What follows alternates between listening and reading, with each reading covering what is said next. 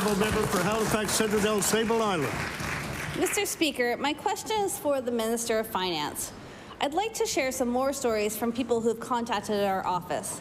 A maintenance worker from Musquodoboit says he doesn't have enough to make it to the next payday and is at risk of losing everything.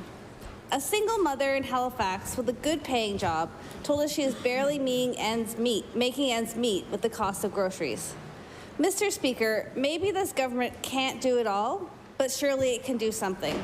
I want to ask the Minister on behalf of these Nova Scotians when they can expect this government to step in and help. The Honourable Minister of Finance.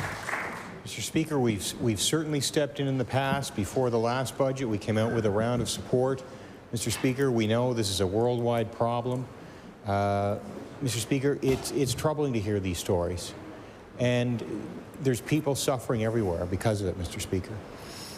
We are living in uncertain times. We've seen a significant increase in inflation in the last number of months. The central bank raising interest rates is not a nice thing to see. It is hurting people, Mr. Speaker. And we're also hearing about continued raises in those rates that are yet to come.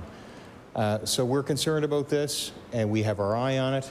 And we've introduced supports in the past. We've even introduced some more recently, and we'll continue to do so, Mr. Speaker. Honourable member for Halifax Centre Sable Island.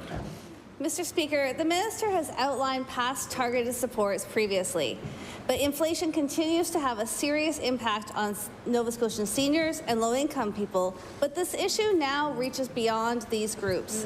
Even Nova Scotians with decent wages are now struggling to make ends meet and having to make impossible decisions.